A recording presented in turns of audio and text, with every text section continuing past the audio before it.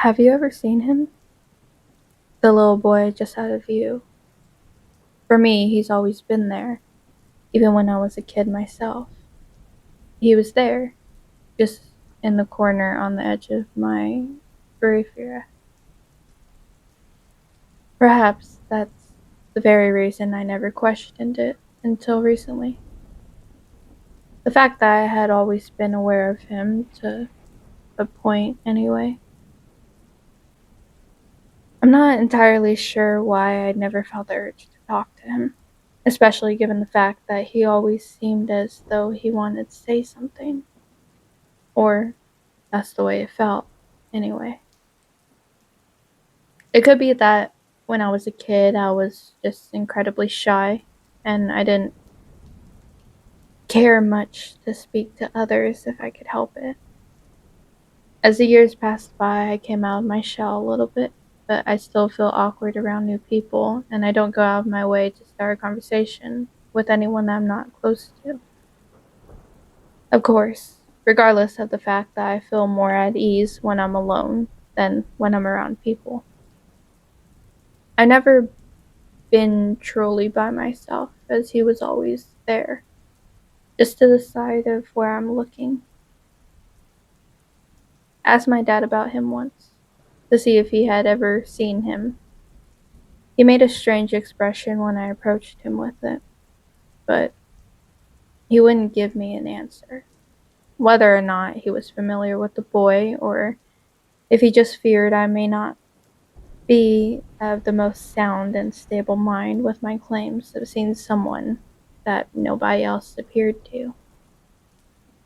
He gave me one simple instruction: don't ever talk to him. So I didn't. It wasn't hard to do, as he was still only to the side of my vision, but I could always feel his eyes on me. When I would awake in the middle of the night due to the frequent nightmare that plagued my younger years, I could still feel him staring at me. Even with my night terrors, I was never a leave the light on sort of kid. I liked the darkness. I liked being hidden behind the shadows.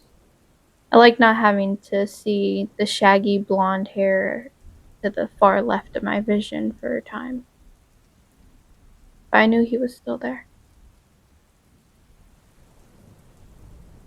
When I showered, he would be just out of reach in the bathroom. When I ran around playing, he would follow along. Though he never seemed to actually move, he just drifted alongside me, still in that same static, upright pose. When I went swimming at the public pool, he would be under the water with his unmoistened hair floating to my left, still staring at the white of my eye. No matter where I went or what I did, he would come along for the ride. My dad never brought up the question I asked him that day, aside from the occasional check in to ensure I was staying true to my promise. I would not speak a word to the mysterious child. Unfortunately, this would bring the knowledge of my passenger to the forefront once more. I had learned to ignore him for the most part, but should I be reminded, or absent-mindedly attempt to chase him down with my eyes, he would consume my thoughts for a time. You know how you get those floaters in your eyes, and you sort of trace your vision in pursuit of them on occasion. That's what it felt like. As soon as you acknowledge those damn things, they're all you can see for a while. Imagine that, but with a shaggy blonde kid who may have been anywhere between 5 and 10. I couldn't exactly get a full vision of him to narrow down features and the like, but I did try sometimes, especially on those occasions when he was the only thing I could focus on. When my mom died, I was around 18. She had been through a lot in her life, which had led her to be more than occasional stay in one mental institution or another. But my dad always stood by her side. I never really knew what elements she suffered from. But on the night after her funeral, my father and I shared our first drink together, something that would become a tradition in the years that followed. We didn't speak much as we both gazed off while sipping slowly on the 12-year-old scotch my dad favored over the cheaper one I would grow more accustomed to later in life. Those first swigs burned my throat, but it's not as if this had been my first drink of alcohol. Only the first time I sampled something other than cheap beer my friends would be able to get their hands on. The more I drank, the more I enjoyed it. Of course, the more my head grew light, the more I felt up to discussing what had happened to my mother. Before my dizzy mind could conjure the best words to approach the subject, my dad began to speak, effectively snapping me back into reality. You still see him? The kid? He still gazed out into the world beyond the window of our living room as he spoke. It almost felt as though he didn't want to look at me, though that could have been no more than the effects of the booze, inspiring a bit of paranoia in my thoughts. Yeah, I do. Even right now? Yeah. Naturally, him bringing up the subject caused my eyes to attempt to chase down the image of the boy, but he followed his normal course of floating away from my pursuing graces. You still haven't talked to him, right? Yeah. I mean, no, I haven't. He just nodded. He still would not break his stare from the darkened world beyond the glass, but I attempted to meet his gaze nonetheless. Why, like, why shouldn't I, you know, talk to him? Just don't. Don't ever. He finally faced me as he barked the words, giving me a look I had never seen on his face before. It felt like something between where rage and soul crushing pain met, to my untrained eyes, anyway. He still glared at me for minutes after his words caused my hands to tremble, though I almost felt like we were locked in that dead state for much longer. I knew he was hurting, and I was too, for that matter.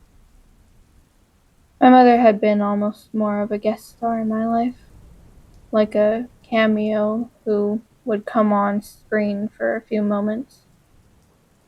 She would stick around for an episode or two and then disappear until a season or three down the line. I can't say I ever really knew her all that well. She spent so much time behind the walls of one hospital or another, be it a medical facility or psychological one, was dependent on the day, it seemed. Surely it was one of her numerous physical elements that put an end to her life. I knew as little about those problems as the ones that put such a strain on her mind. I don't imagine it will come as much of a shock to any who have been reading along what the truth of her mental anguish was. She saw him too, my dad said, finally cutting his eyes back to the window. It didn't exactly come as a shock to me either, but it still awakened an array of both rational and completely irrational questions in my head. The first and the foremost of which was, did she talk to him?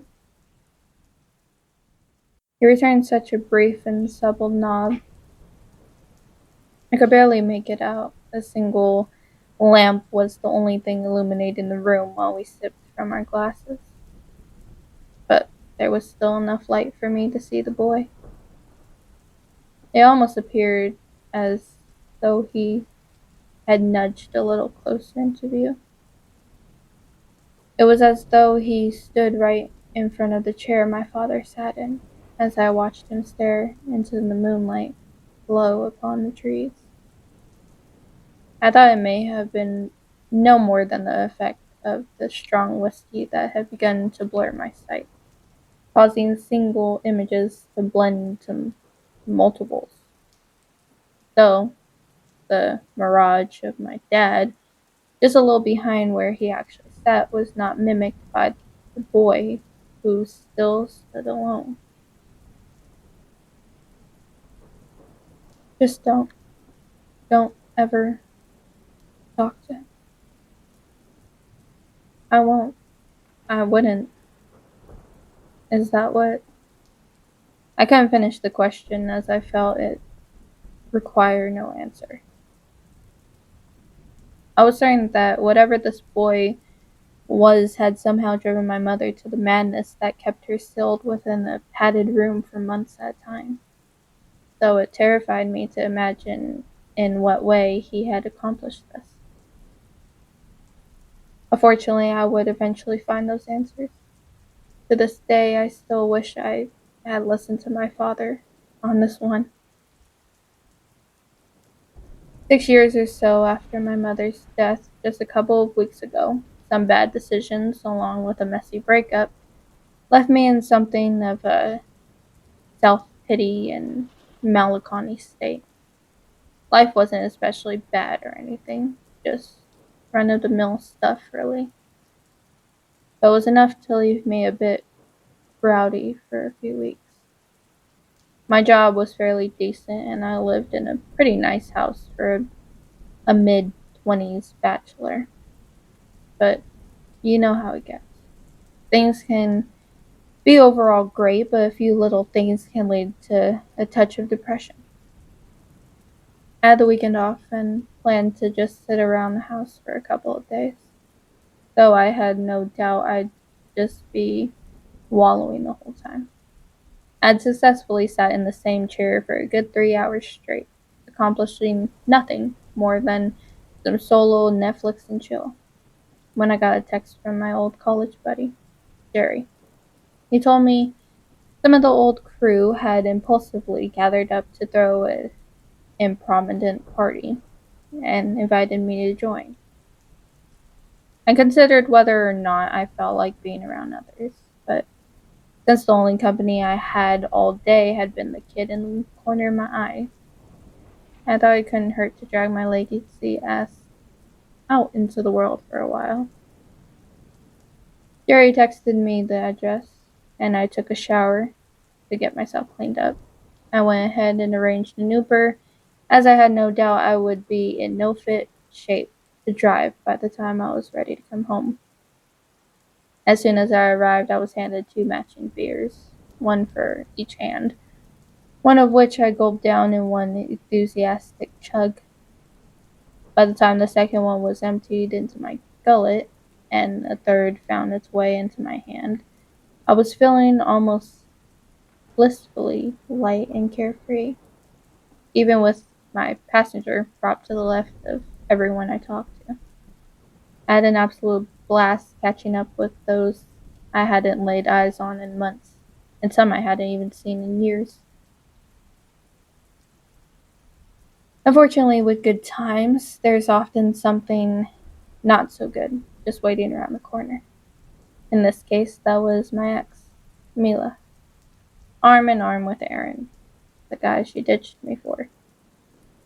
Being beyond lit when they showed up, I did not remotely handle the situation with any sort of dignity, instantly raising from the chair I had been sitting on for the better part of an hour, knocking back one after the other. Jerry attempted to hold me back, but I was in Aaron's face, shaking my friend's hands away from my shoulders within seconds. I pushed my ex's new boyfriend, inspiring him to take a swing at me. Before I knew it, Mila was crying and screaming, while Aaron and I were carrying on like idiot school kids. He caught me across the jaw and I sludged him in the gut. He buckled a bit while pushing me against and over the table that spilled bottles and cans to the floor along with me. My arms got sliced up a bit as I pushed up from the broken glass on the carpet, and I tackled the big guy. We hit the ground and I kept punching at his face while my ex attempted to pull me off of him. I was so blinded to everything but the desire to lash out at the poor bastard who had the nerve to steal my girl that I barely noticed when I caught her across the jaw when I reared back to knock another dent into my target's face. After I landed the hit, a couple of the guys pulled me away from the guy who was bruised and bleeding on the floor, and I finally realized what I had done. I felt awful when I saw her crying, while holding her mouth with a stream of scarlet leaking between her fingers. I went to lean down and attempt to help her while practically begging for forgiveness when Jerry pushed me back. "Just go, man," he said, pointing to the door. "But I didn't mean to." "But you did. Just go, you've done enough." He turned his back to me, leaning over to help Mila while she sobbed on the floor. I looked around to see every single eye on me, each with their own accusing stare. I felt my face flush with embarrassment and guilt while my stomach began to turn. I did what was asked of me and took off out the door, not so much as looking back. I had no idea where I was, and I didn't even care. Not only had I hurt the woman I still loved, but I had very likely broken every one of the bridges between my only friends and I.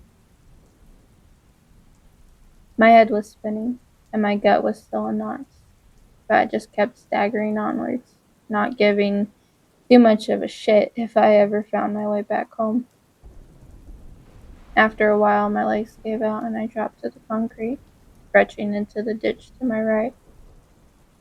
I felt awful, both physically and emotionally. I just sat there for God knows how long as cars sped one way or the other on the side of the road. Eventually, after having grown repulsed by the scent of alcohol on my clothes, and even more so by what I had ralphed into the grass, I finally picked myself back up, pulling my phone from my pocket to arrange a ride back to my house. I wasn't exactly at any particular address at the time, so I just strolled to the gas station I saw in the distance and waited for my driver.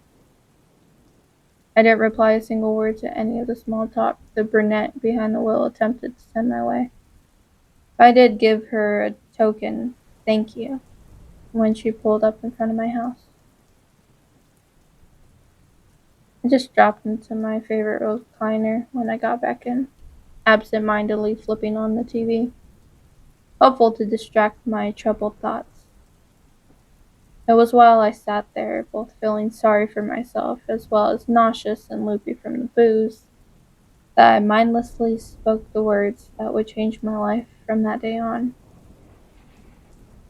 "Stop looking at me," I yelled to the boy in the corner of my eye, after feeling his stare carve into me for far too long. Perhaps it was that lingering shame of feeling every eye in the living room of my friend's home glaring at me that caused me to scream out to the child nobody else could see. Maybe I was still hammered and didn't quite realize what I was doing. It could be that somewhere in my chaos-filled thoughts I actually wanted to be punished for my actions. Regardless of my reasoning, the penalty began almost immediately. I was only vaguely aware of what I had just done at first, just turning my attention back to whatever show or movie I had been attempting to distract myself with. But when the boy leaned in from the corner of my eye to somewhere much closer to the forefront of my vision, I felt a stabbing pain in the middle of my chest as the realization hit. He was leaned over at waist, as though he was peeking around a corner. But he was most definitely looking back at me with wide, colorless, and blank eyes. Had they always been like that? I wondered to myself while I fought to look away. After a while, I gave into my spinning head, passing out on that same chair. When I woke again, something in the middle of the night, the boy now stood in the dead center of my vision, still glaring at me with that empty stare. I turned to the left. He followed. Turned to the right. He drifted along with me. He looked to be maybe 10 feet in front of me, but no matter where I looked, his static pose would not falter.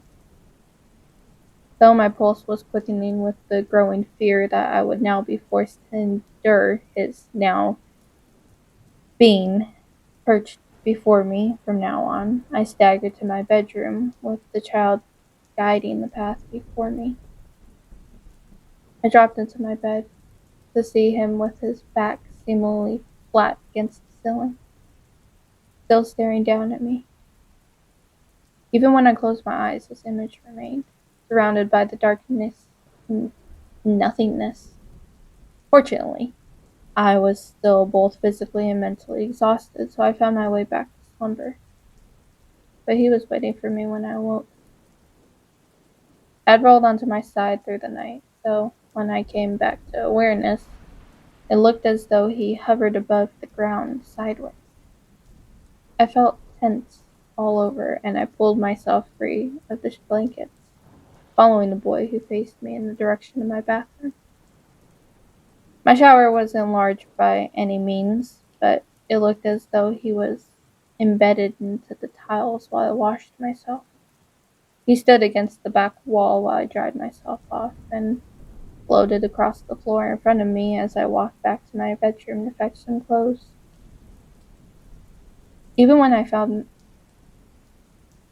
Even when I held my phone to place the call to my father, he appeared over the top of it, as my fingers hovered above the icon of the goofily grinning picture of my dad had allowed me to take some years ago. I closed the application. I wasn't quite ready to admit that I had indeed done the one single thing he warned me against. I attempted to convince myself I could live with this. Surely, I had gotten used to him being in the corner of my eye. Surely I could grow accustomed to his new position. I tried to persuade myself to believe this, though my heart continued to beat as much at a faster rate than usual. As the day progressed, my mind was consumed both by the mess I had made at my friendship the previous night, almost as much as the child I could no longer escape.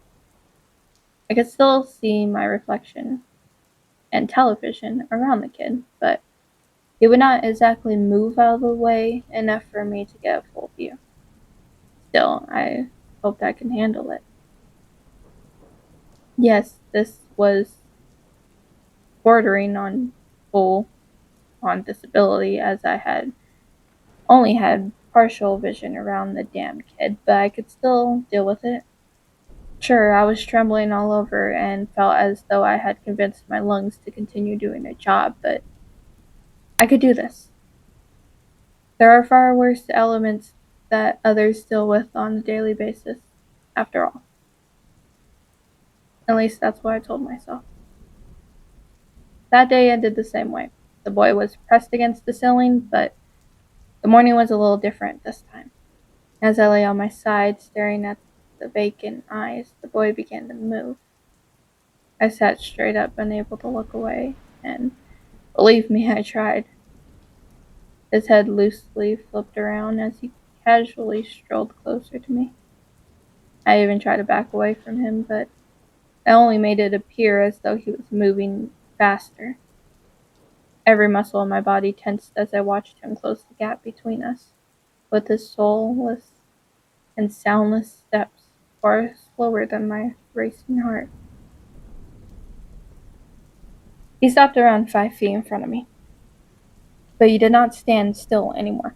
He swayed from side to side, with his arms lazily swatting his hips like dangling pendulums.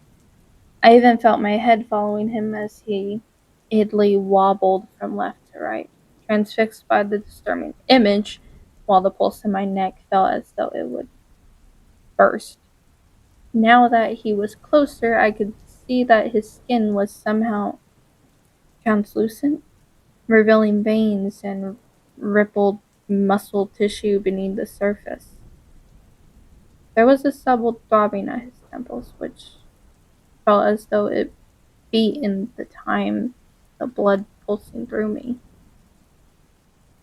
I never paid much attention to his clothing before, but now that he had encompassed a far more significant amount of my field of vision, I saw that he was not dressed like someone from this time period.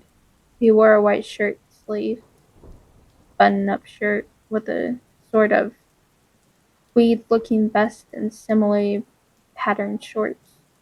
His socks came about halfway up his shins and down to brown, dressy-looking shoes. All of his clothes appeared to be layered in dust or soot, but his pale, see-through flesh looked abnormally clean in contrast.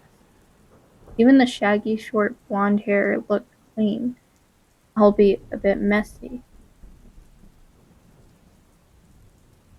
Though it was now quite a bit more tricky to see too much around the kid, I still tried to go about my day as I had the previous one. I was growing more and more afraid that I could not handle this after all.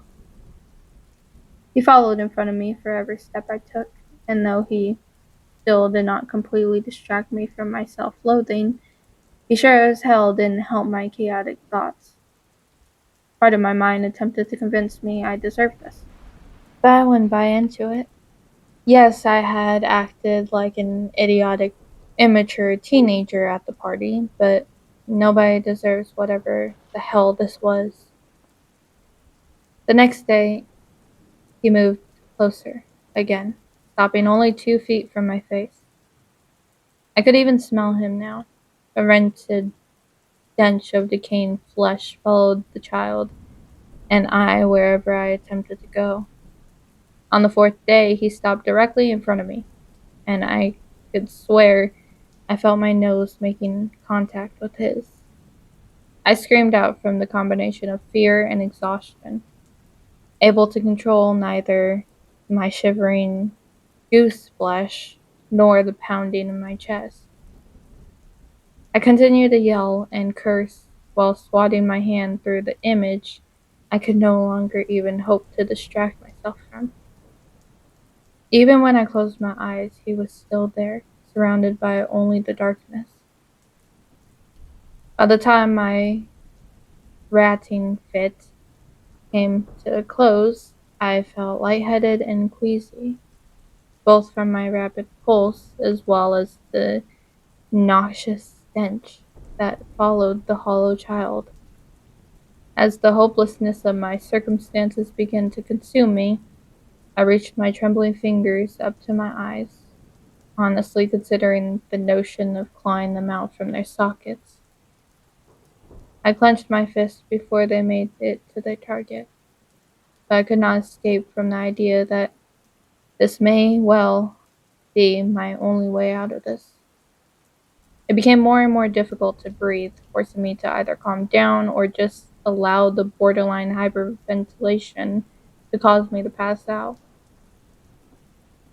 In all honesty, I learned to the latter, but I knew he would still be there waiting for me when I came to.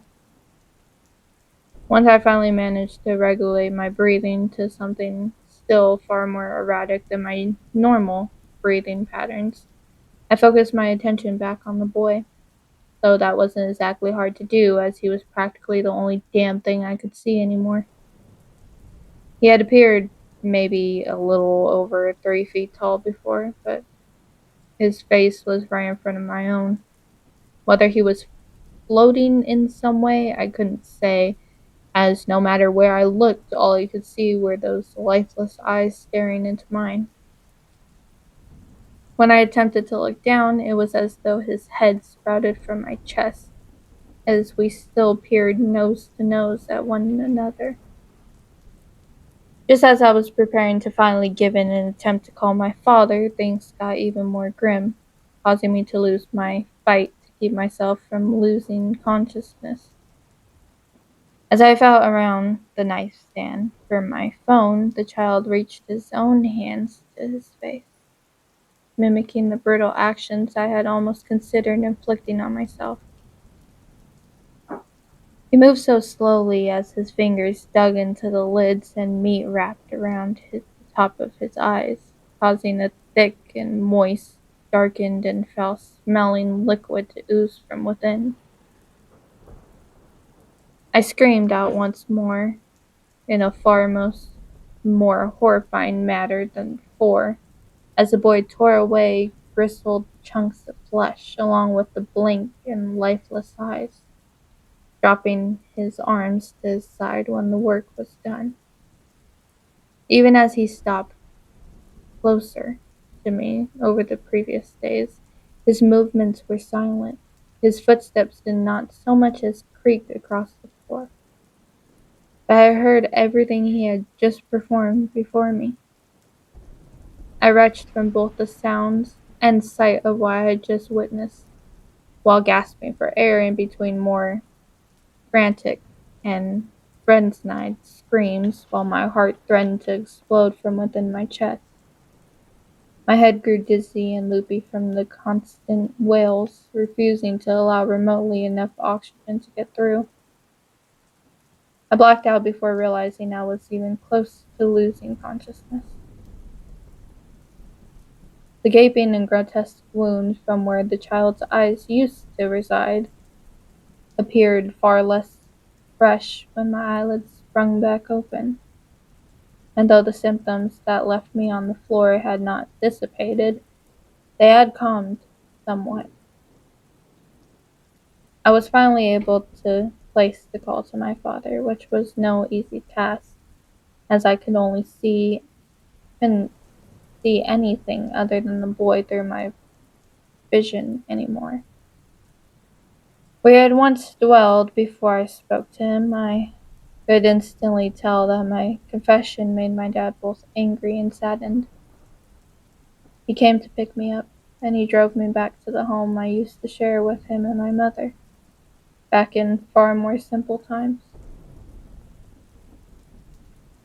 He led me into the house and sat me down upon his couch, before fetching me a glass of that same whiskey we still shared from time to time. Fortunately, I was able to rely on my muscle memory to guide the glass to my lips, though I couldn't tell when it was empty until I couldn't spill any more down my throat. After swallowing the drink to lighten my head somewhat, my dad shared the story of how the boy drove his wife to the brink of madness and beyond, something that I likely had to look forward to before much longer. She was a few years older than you when she talked to him. His voice sounded tired as he spoke, though I couldn't tell what expression he wore, as he was hidden from me behind the hollowed out eyes of the young boy. She's seen him her whole life, just like you. Don't know what drove her to break the silence between them, but it happened pretty quickly after that. We'd already been married for some years before then, and I'd heard her talk about him from time to time, how he just stood in the corner since she was a little girl. She even talked to her optometrist about it when she was younger, but and didn't take her seriously, just talked it up to her being an imaginative kid. I could hear his voice tremble while he spoke. He would frequently clear his throat as if to regulate his words or avoid tears from escaping down his face. Of course, he may have been sobbing the whole time, for all I could see. The whiskey was helping me maintain a degree of composure, along with being in my dad's company. But I still shook from head to toe. My heart still raced and my stomach continued to lurch.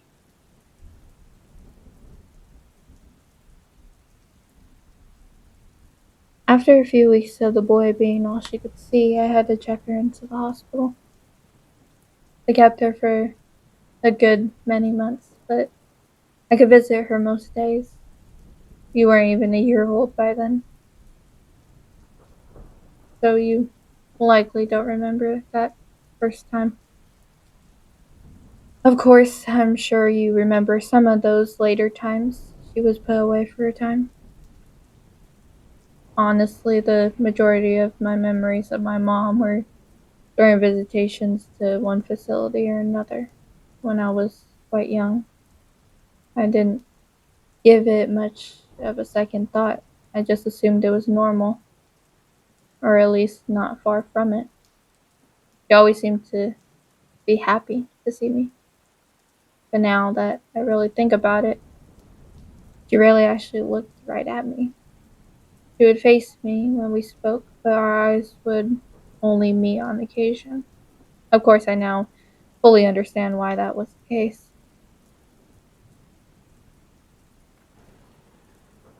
For a while, they found some drugs that helped her. She said he was still there, but he wasn't as solid, almost sort of see through. Of course, every different prescription that worked for her would only help for a while. She got almost a year out of one of them, but others only get her through a few months at best. We'll get you to see those same doctors that helped her. Well, as much as they could, anyway. There were those times when she shared the house with my father and I.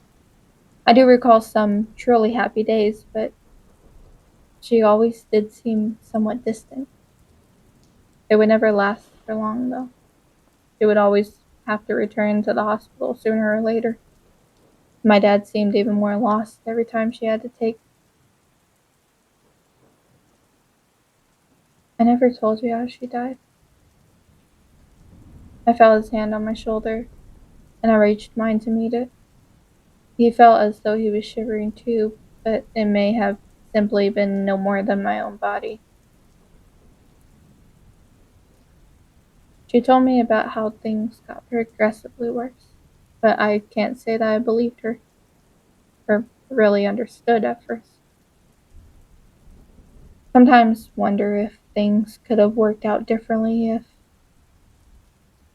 if it wasn't until the last time she got to come home that I knew I should have listened. It only ended up being for one day, so I didn't even tell you about it. And she was spending the weekend with some friends. She seemed so happy to be at home at first. She was herself again, you know? That night I woke up to the sound of her screaming out. I went running to where it came from. She'd taken a pair of scissors to her eyes. Thought she could escape him if she could see, but the thing is, after that, he was all she could see. I was only vaguely aware of his grip tightening on my shoulder as my trembling was growing more and more intense by the second. The more he spoke of what my mother endured, the more I realized how screwed I really was. I had already been terrified by the idea of what my life could become before I called my dad. But the more his tale of my mother's suffering progressed, the more I feared for my own insanity. I hadn't been permitted to visit her over that last year, but my dad would still go just about every weekend. He always looked so strained and sad when he headed out, but I couldn't have known the truth. I felt my father's grip release as he sat down, wrapping his arms around me. After what she did to herself, she went back to that hospital. Well, after the emergency room docs did what they could for her. After a few weeks, I was able to visit her again. She wasn't even almost who she used to be anymore. What came next, I don't know if the boy was mad because of what she did or if it was just the next step, but he started hurting her. I felt my jaw hang limp and loose. I wished I had listened to his warnings in the first place. I could have never imagined the kid could inflict physical pain. If nothing else, even if this would likely drive me to madness, I knew now that if I had actually torn the sight from my eyes, it seemed it would have only made things worse for me. He began to rot away in front of her, and she said he looked to be getting more and more angry, even though just about all she could see anymore was those meaty and empty sockets since back in the beginning of her nightmare. She could still make out where the skin was pulling from his face.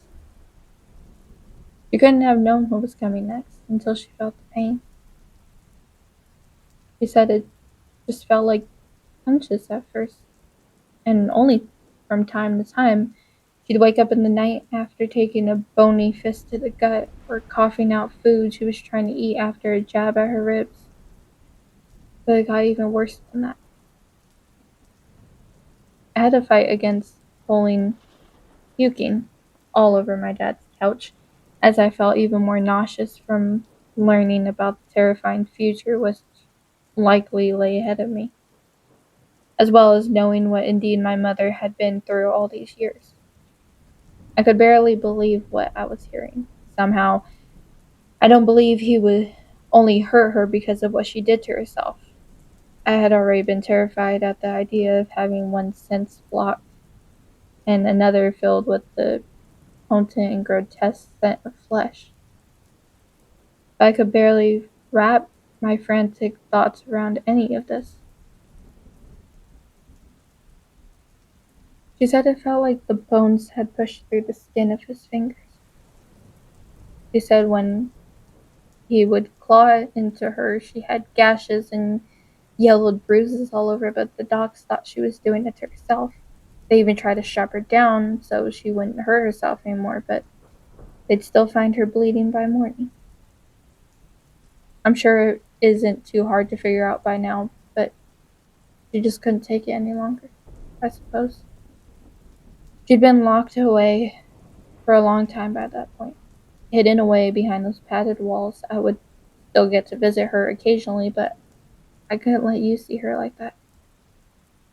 I can't know how she got her hands on enough pills to get the job done, but they said she swallowed at least 30 of them. I could practically hear the tears now that they had finally unleashed, as my father's voice quavered and cracked. I'd been crying this whole time myself, but it made things even worse when he joined in. In some ways, I wasn't surprised by what he told me. Not about my mother's suicide, anyway. I think I had suspected it since she passed. Those other relations, however, almost caused me to scream out again. From what he said, it could be years before I was that gone, but it still hurt to hear how much she had suffered, as well as the realization this could potentially be my own fate too. We talked and cried a little more before the drink left me feeling drowsy. My turning stomach settled enough for me to get to my feet, and my father led me to my old bedroom. I dropped into my childhood bed, allowing the darkness to wrap around the image of the boy who hovered just beyond the tip of my nose.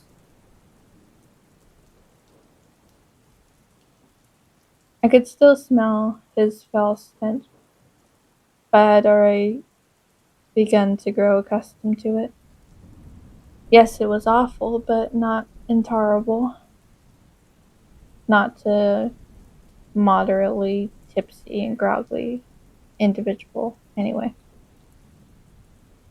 Within the days that followed, my dad took me to see my mother's old doctor. Well, one of them, anyway. She went through quite a few in her day, but this guy had been the most effective in treating whatever the hell this is. Given his experience with my mother, he'd prescribed me something called chlorospine. It's apparently some sort of antipsychotic, but he found it particularly effective on my mother's symptoms. I took a few doses, but within a week the smell subsided, and just as my dad told me, the boy became somewhat transparent. And yes, he's still there.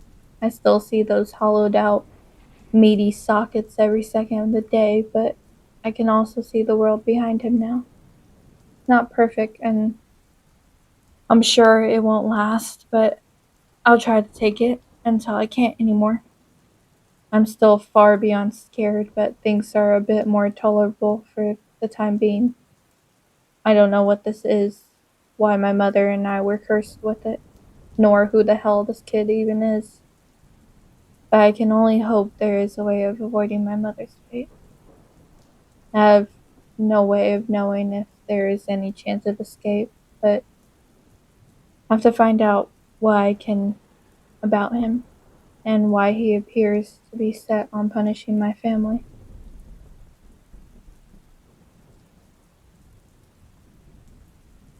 If there is any way out of this, it has to be hidden behind the identity of the boy.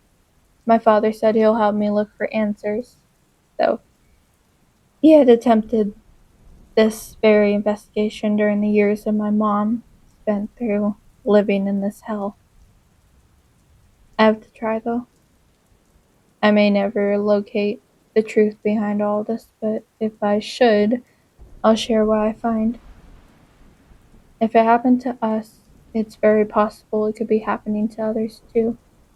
It's probably a long shot, but if anyone reading these words knows who or what he is, or whatever this curse is, please help me. It's only a matter of time before the world beyond the boy who used to dwell in the corner of my eye is hidden away from me for good. I don't know if I have the strength my mother had. I doubt I will survive for long when the medications stop working. Even now, while things are likely as tolerable as they may ever be again, I feel my sanity wavering. Just please trust me on this. If you should see the little boy in the corner of your eye, don't make the same mistake I did. Never, and I mean ever, speak a word to him.